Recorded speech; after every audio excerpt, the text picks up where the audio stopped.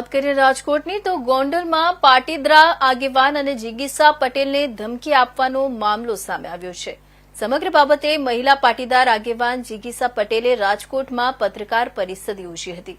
રાજકોટ જિલ્લાના ગોંડલ પંથકમાં ગેરકાયદે ધંધાઓ બંધ થાય એ માટે અમે જિલ્લા પોલીસને રજૂઆત કરી હતી। જિલ્લા પોલીસે ઘણી ખરી બાબતો ધ્યાનમાં લીધી છે, પણ ગોંડલમાં ગેરકાયદે ડીઝલના ધંધા સહિતના કામો હજુ પણ ચાલુ છે।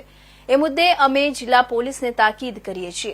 ત્યારે ગોંડલના પાટીદાર સમાજના આગેવાન રાજુભાઈ સખીએન કેટલાક લુખ્ખાઓ દ્વારા પત્ર લખી ધમકી આપવામાં આવી છે। સાથે પાત્રમાં એવો પણ ઉલ્લેખ કરવામાં આવ્યો છે કે ગોંડલમાં જિગીસા પટેલનો ચોટલો પકડીને સ્ટેજ પર લાવવાની વાતો કરવામાં આવી છે। આથી આવી વાતો જે ગુંડા તત્વો કરે છે એ લુખ્ખા તત્વો સામે અમારી લડાઈ ચાલુ જ છે। પાત્રમાં જે ધમકી આપવામાં આવી છે, જેથી સમગ્ર મામલો અમે પોલીસ જિલ્લા પોલીસ વડા પાસે સુરક્ષા પણ માંગી છે અને ભવિષ્યમાં સમાજ માટે જે જરૂરી હશે એ તમામ કાર્યવાહી કરવામાં આવશે।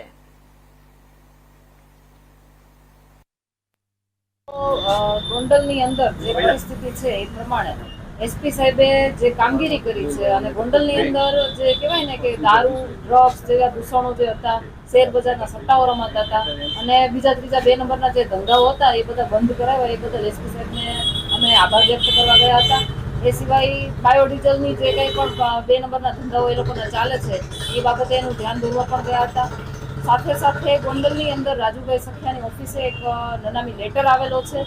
લેટરની અંદર પાટીદાર સમાજ સિવાયના બીજા સમાજના લોકોને ભેગા કરી અને એક સંમેલન કરવાની વાત છે અને એ સંમેલનની અંદર જિગીસા પટેલનો ચોટલો પકડીને સ્ટેજ ઉપર લાવવાના છે એવી કંઈક વાત છે।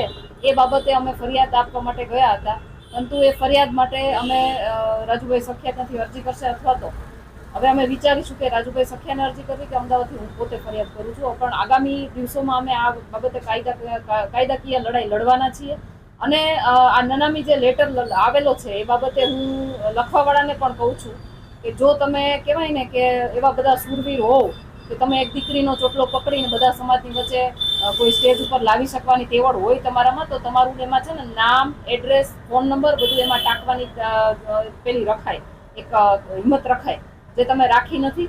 અને બીજા બધા સમાજના આગેવાનો પણ મારી સાથે છે, એટલે એમને પણ કહેવા માંગુ છું કે આવી બધી વાતોમાં તમે લોકો આવતા નહીં। જો કે મને ખબર છે, વિશ્વાસ છે કે જે કહેવાય ને સમાજના આગેવાનો હોય, જે સમાજના કહેવાય ને કે નેતૃત્વ કરતા હોય, સમાજની આગેવાની કરતા હોય અને એ લોકો સમાજના હિત માટે વાતો કરતા હોય, હિત માટેની કાર્યવાહી કરતા હોય, એ તમામ લોકો કોઈ દિવસ આવા કોઈ પેલા આવે નહીં, એમાં કોઈ દિવસ ભરમાય નહીં।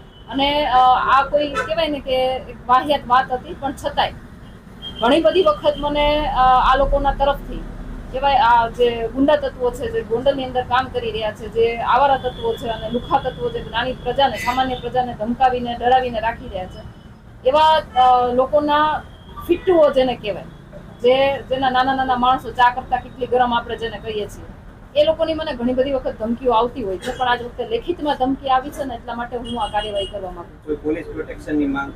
હા, મેં પોલીસ પ્રોટેક્શનની માંગણી કરી છે, પરંતુ કદાચ મને પોલીસ પ્રોટેક્શન ના પણ મળે તો પણ હું મારી રીતે એટલી સક્ષમ છું કે આવા કેટલા પણ આવશે ને તો હું એની સામે લડી લઈશ।